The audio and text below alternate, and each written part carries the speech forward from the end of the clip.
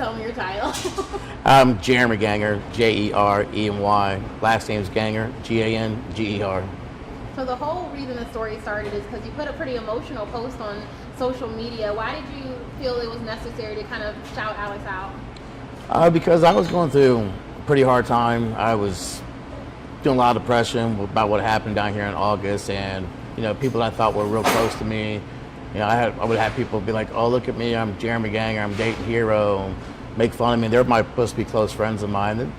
After that wore on me, and so when he pulled me over, people are always like, "No one really cares about what happened," And unfortunately, people think, "Hey, they're police officers. They don't really care." They uphold the law. Which, they do, but they do care. They are humans too, just like all of us. And I felt it was important for people to hear the story because, him pulling me over, he didn't have to sit there and talk to me. He didn't have to ask me what was going on in my head. He didn't have to sit in my car for an hour and actually get to know me and talk to me and ask me what was going on in my head and in my life. And I opened up right away and I was honest about it. He could have just gave me my speeding ticket and been on his way, but a police officer to me like that is somebody went beyond what he had to do, and people need to hear those stories because we always hear negative stories, but we don't hear the positive stories about police officers, and that needed to get out to me, in my opinion. And I got a lot of positive feedback from that story, and I'm very glad I was able to share that. And I'm glad Alex knows that he's a good man. He's a great officer, but more importantly to me, what he did that night for me, it shows he's a great person. And about how meaningful was that interaction? Do you think it changed how you were going to spend that night, or? I can tell you right now, I was pretty well down the dumps, so having that interaction with him changed my whole night.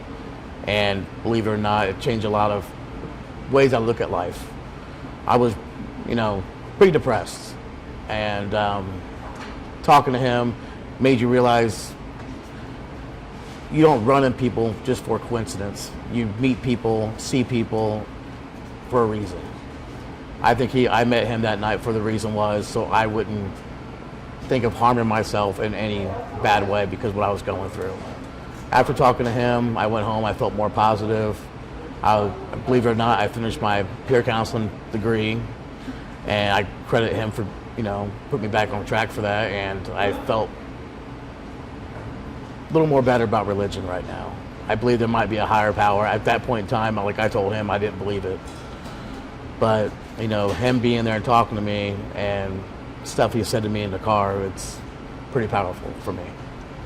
So talk about, since that time, you kind of mentioned at the beginning, has it been ups and downs and highs? Just how has it been since 2019, August 4th? For me, it's been a lot of ups and downs. I mean, there'll be times I'll be up really great, but then I'll have flashbacks and, I go down the dumps. I don't sleep well. I still have nightmares about it. Unfortunately, people make comments to me about it, and I know they're venting, and I understand that. But some of the comments I think are inappropriate, but also in the same sense, the Dayton community has been great overall, reaching out. And it's been overwhelming, but at the same time, I battle mental illness because of it. Talk about some of the good things happening in your life. We talked about, did you just have a baby or you have one? I had a baby, and that's what makes me feel horrible because I had a baby August 14th.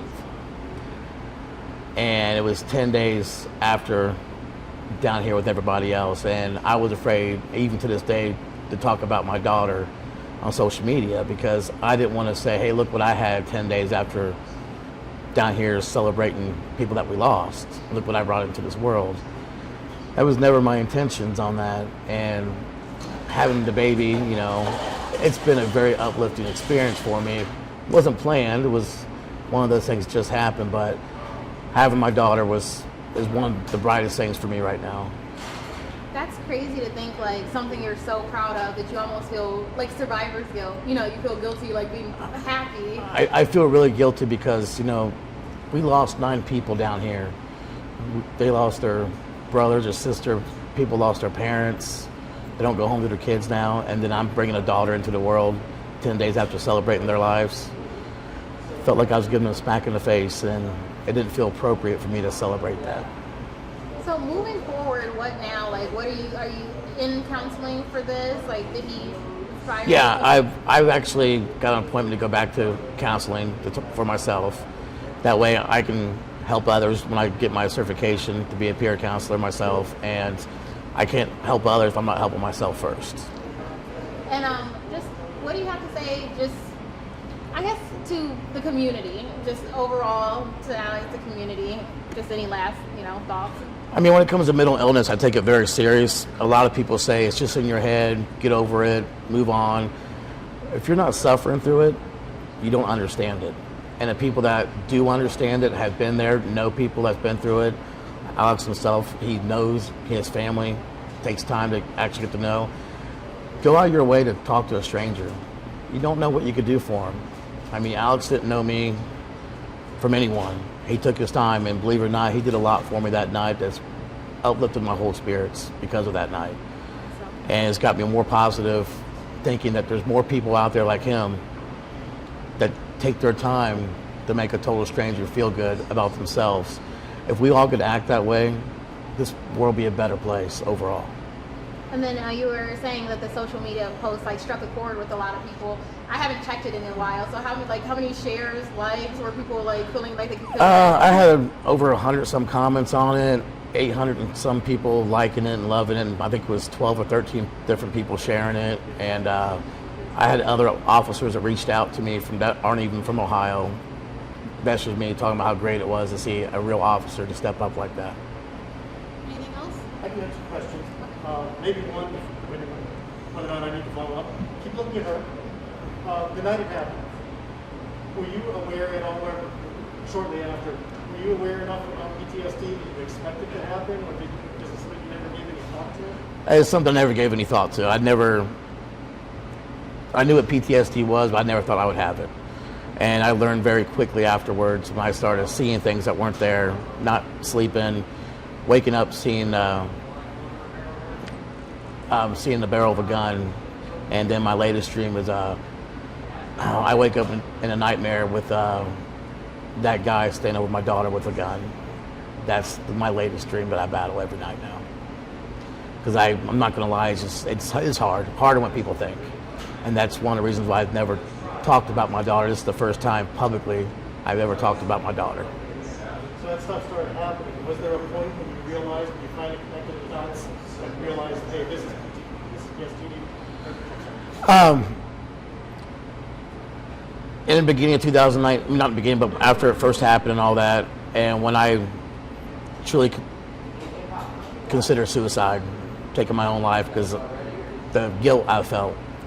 I mean, because just knowing what I saw that night in the streets and the guilt I felt, and I don't celebrate Christmas, Thanksgiving, even my own birthday. I don't really care about it. It's just I've got so much guilt built up. That's when I realized there's a problem. And when you thought about taking your own life, it's time to reach out for help. So that's what I did. And that's what I want other people to know. Don't be afraid to reach out. Don't be afraid to speak up. I'm doing it. If I can do it, I want everyone else to do it.